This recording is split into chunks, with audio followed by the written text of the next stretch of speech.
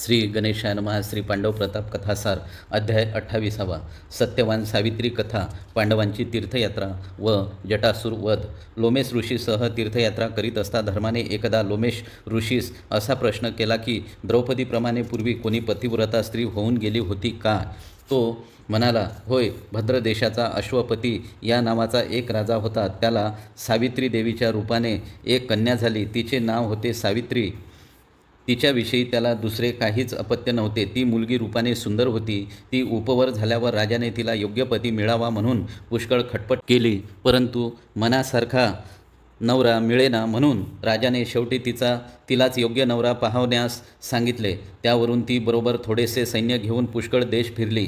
त्यात शाल्व देशाचा राजा दुम्मतसेन याचा मुलगा सत्यवान त्यास पाहून त्याच्याशीच लग्न करावे असे तिने ठरविले. मग तिने परत आपल्या नगरास येऊन ती सत्यवानास वरण्याचा निश्चय केला आहे असे आपल्या पित्याला सांगितले. ते ऐकून राजाला फार आनंद झाला. त्यावेळी नारद मुनींची स्वारी तेथे आली. त्यास राजाने आपल्या कन्येच्या लग्नाचे वर्तमान सांगितले. हे ऐकून नारद म्हणाला, मुलगा ठीक आहे, पण साप्रंत त्याला राज्य नाही. शिवाय त्याच्या भाऊबंधांनी त्याचे राज्य हिरावून घेऊन आई बापासह त्यास अरण्यात हाकून दिले आहे.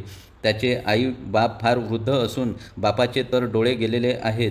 तेव्हा हा संबंध काय उपयोगी? राजाने ती हकीकत ऐकून तो बेत रहित केला, परंतु सावित्रीच्या मनात दुसरा पुरुष वरावा असे येईना. तेव्हा नारदाने तिला सांगितले की इतक्याही गोष्टीची विशेष हरकत नाही, परंतु आजपासून बरोबर 1 वर्षाने तो मरण पावणार आहे. तेव्हा अशा या अल्पायुषी मनुष्याशी लग्न करण्याचे तू दुःखी होशील. त्यावर सावित्री म्हणाली, माझ्या नशिबी वैधव्य असेल तर ते कोणाशीही लग्न केल्याने प्राप्त होईल, परंतु तसे नसले तर त्याचे मरण तरी चुकेल. तस्मात मी आता त्याच्यापासून दुसरा पुरुष वरण्याचा कधीच विचार करणार नाही. हा तिचा निश्चय ऐकून नारदाने रुकार दिला. जातेवेळी तो इतकेच म्हणाला की ही महापतिव्रता होईल. नंतर अश्वपती राजाने धुम्मतसेन ज्या अरण्यात राहत होता तेथे जाऊन यथाविधी सावित्रीचे सत्यवानाबरोबर लग्न लावून दिले. त्यावेळी त्याला बहुत संपत्ती व पुष्कळ आनंद देऊन सावित्रीस तेथे ठेवून अश्वपती आपल्या नगरास आला. लग्न झाल्यानंतर सावित्रीने पतिव्रता धर्माने अशी काही नवऱ्याची सेवा केली की तेणेकरून सर्व देव तिच्यावर संतुष्ट झाले. तिचे दर्शन आपणास व्हावे म्हणून 33 कोटी देवही प्रयत्न करीत असत. काही दिवस लोटल्यावर नारद मुनीने सांगितलेला दुःखाचा दिवस अगदी जवळ येऊन ठेपला. तेणेकरून तिला फारच काळजी लागून राहिली. तिने पतीच्या मरण दिवसाचे पूर्वी 3 दिवस काहीच भक्षण न करता अनशन व्रत केले. 4थ्या दिवशी म्हणजे ज्या दिवशी मरण यावयाचे त्या दिवशी सत्यवान लाकडे आणण्याकरिता बापाच्या आज्ञेत रानात जाऊ लागला. त्यावेळी पुढील भविष्य सावित्रीस माहीत असल्यामुळे तीही सासू सासऱ्याची आज्ञा घेऊन नवऱ्याबरोबर रानात गेली. सर्व दिवस ती दोघं रानात हिंडली, परंतु त्यास त्या दिवशी पुरेशी लाकडे मिळाली नाहीत. त्यामुळे कष्टी होऊन ते दोघे वडाच्या झाडाखाली बसली. त्या समयी मनात एकसारखे परमेश्वराचे स्मरण करून सावित्री वारंवार नवऱ्याकडे पाहत होती. काही दुःख होते काय म्हणून तिने त्यास पुष्कळ वेळा विचारले. असे करता करता तेथेच अस्तमान झाला व चोहीकडे काळोख पटू लागला. तो दिवस पौर्णिमेचा असल्यामुळे चांदणे अगदी स्वच्छ पडले होते, परंतु सावित्रीस ती रात्र काळरात्रीसारखी वाटू लागली. त्यावेळी सत्यवान सहज वडाच्या फांदीवर घाव मारू लागला. तोच ती त्याच्या मस्तकावर जोराने आपटून त्याचा प्राण गेला. त्यावेळी सावित्रीने अपार शोक केला. तितक्यात तेथे यम येऊन त्याच्या शरीरातील प्राण काढून घेऊन दक्षिण दिशेस चालला.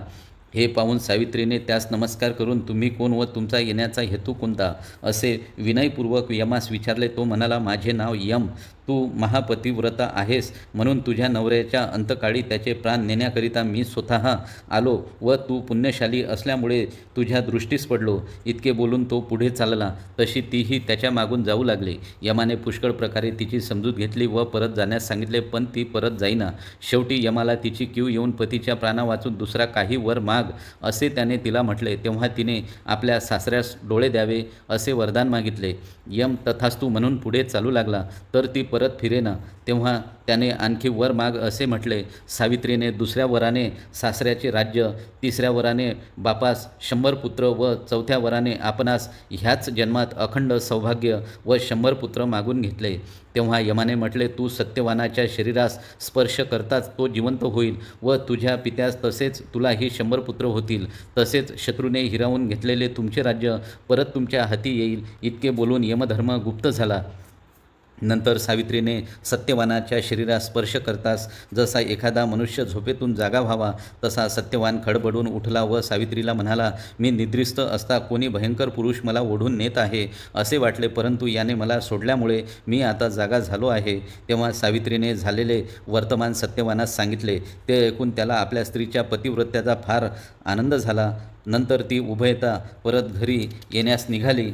सावित्रीस यमाकडून वर मिळाल्याबरोबर तिच्या दुमतसेन सासऱ्याला एकाएकी चांगले दिसू लागले, त्यामुळे त्यास परम हर्ष झाला. परंतु सत्यवान सावित्रीसह अरण्यात गेला असून रात्र झाली तरी परत का आला नाही म्हणून चिंता करू लागला. इतक्यात त्याने उभयंतास घरी येताना पाहिले. अरण्यातून येण्यास विलंब का झाला असे त्याने विचारल्यावरून सावित्रीने झालेले सर्व वर्तमान सांगितले. तेने करून त्याला फार आनंद झाला. थोड्या वेळाने सैन्यासह वाजत गाजत आपला प्रधान शत्रूस जिंकून आलेला त्याच्या दृष्टीस पडला. त्याने दुमतसेन, सत्यवान, सावित्री इत्यादिकास मोठ्या समारंभाने त्यांच्या राज्यात नेऊन सत्यवानास राजासानी स्थापन केले.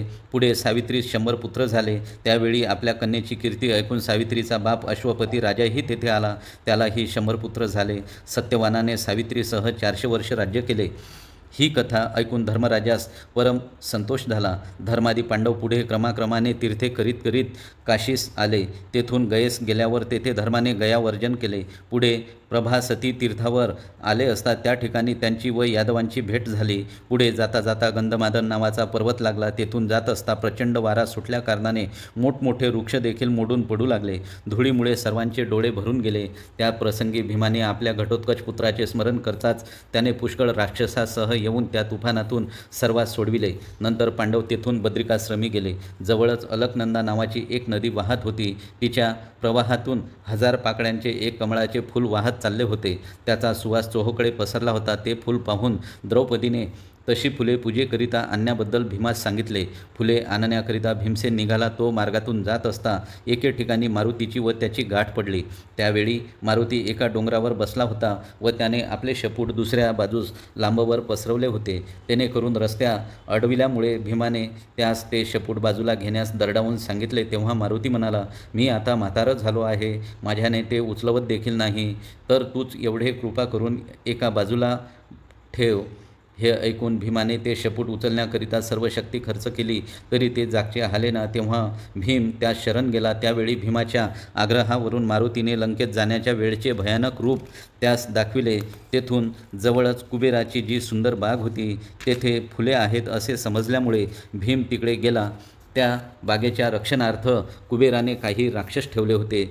त्यांचे व भीमाचे बरेच युद्ध झाले, परंतु कुबेराच्या सांगण्यावरून लढाई बंद होऊन भीम ती फुले घेऊन आला. मग द्रौपदीने त्या फुलांच्या माळा करून लोमेश, धौम्य व पांडव या सर्वांची पूजा केली. नंतर पांडव परत येऊन गंधमादन पर्वतावर बरेच दिवस राहिले.